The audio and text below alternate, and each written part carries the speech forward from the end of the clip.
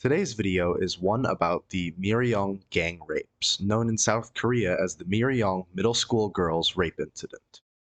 It was a criminal incident that occurred in Miryang, South Korea in 2004. As a disclaimer, in this video I will not be showing images of the victims or their families, only referring to them as victims A, B, and C. The victim A being the 14-year-old girl met by the group initially over the phone, victim B, the 13-year-old little sister of victim A, and victim C, the 16-year-old older cousin of A. Though there are 5 victims total, only 3 ever came to light with the case. The reason for this is because of the privacy of the victims, especially in cases like this, should be handled with more care that the Korean police at the time did not uphold. So first, starting with the crime.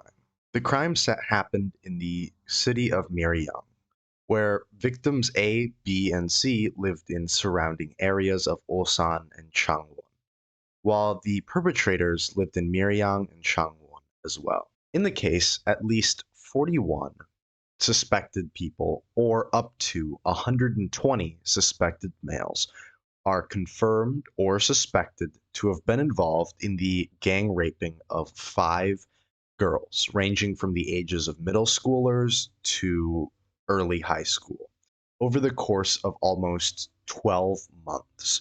The girls had initially contacted the 14-year-old girl, victim A, through the internet, where they would then proceed to talk to her and lure her somewhere, where they would proceed to sexually assault her, filming it as well in order for it to be used as blackmail against her. So this would continue to happen for many months, and they would eventually learn, and this would eventually lead to the boys blackmailing the original girl, victim A, into bringing her younger sister, victim B, and older cousin, victim C, into a meeting with the boys, and where they were met with a similar fate: sexual assault. The assault would continue to consume victim A's life for the next 12 months, with her concerned that maybe even if she did meet their demands, that they would still leak it, living in constant fear, 24/7. According to the police reports at the time, victim A had been raped as many as 10 times, though we'll never know the actual numbers. They blackmailed her to keep her quiet unless she wanted the photos of her rape and videos to be spread around her school and to people she knew, family, friends. Something very terrifying, really. And it's you find it hard to deal with it in any capacity. It isn't extensively covered how involved victims B or C were or how long it continued for them, but we do know it was at least once. Now, the mishandling. As you might be able to tell, this case was extremely mishandled. The case was handled by the Nambu Police Precinct in Ulsan. As if the case was not brutal enough, the police's horrifying mishandling of the case only makes things more sick. Victim A's aunt, presumably victim C's mother, reported the rapes to the police, leading to the arrest of 3 of the male perpetrators. Following the protests from the victims and the public, another 9 were arrested, and another 29 booked without any jail time or punishment. In a television interview with one of the parents of the offenders, they offered no kind words, stating word for word, "Watch out from now on, reporting our sons to the police. Why should we feel sorry for the victim's family? Why don't you consider our suffering? Who can resist temptation when girls are trying to seduce boys? They should have taught their daughters how to behave in order to avoid this kind of accident." The parents were completely disgusting, victim blaming, and in these statements you can see exactly how these boys came to become the heartless monsters that they were. It was not just them being born that way, it was them being raised that way. The parents victim blamed and felt no remorse, offering no apology, even having the audacity to call this a accident, ignoring that it was a systematic raping that occurred more than 10 times and involved blackmailing against the victims' wills. This is not some accident. This is not some temptation that their boys were falling into.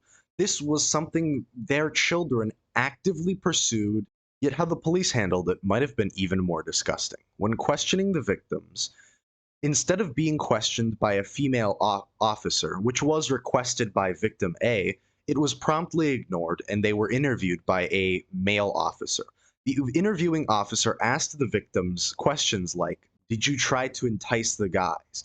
Even going so far as to make this statement: "You ruined the reputation of Miryang. The boys who would lead this city are all arrested. What are you going to do?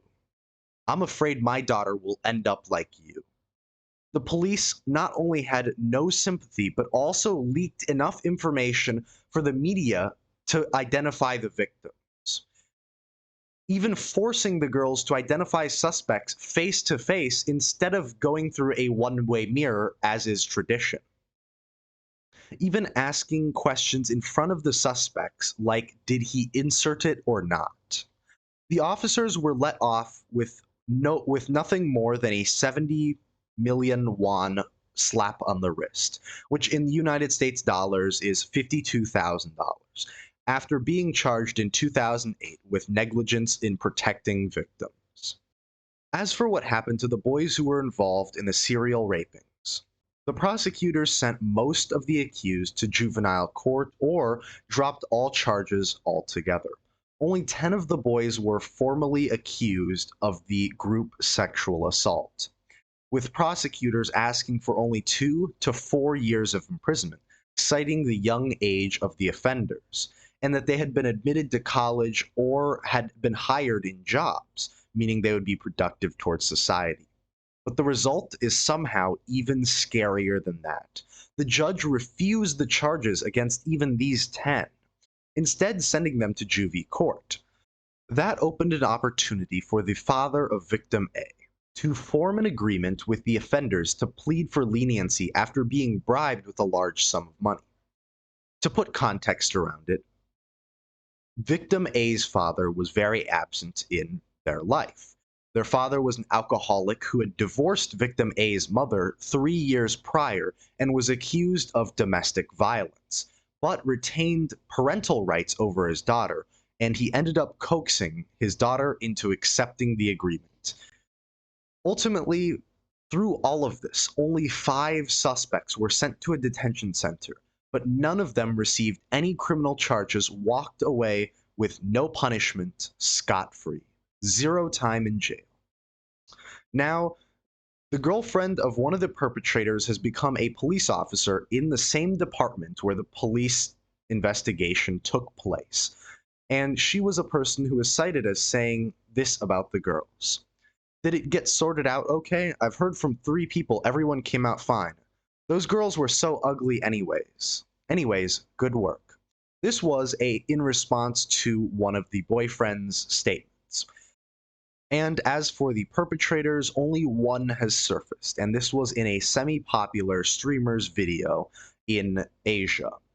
Ultimately, coming full circle, we are left with nothing but a sour taste in our mouths. There was no justice, and I wish these victims well in their future. I wish them strength and prosperity to face what comes next. We can only hope that more exposure to injustices like this can change things, even if minutely, so things will never turn out like this again, with no perpetrators serving time in jail, no anything. Everybody walks. This is something nobody wants to see happen, and maybe more exposure will help fix things like this. With that said, goodbye.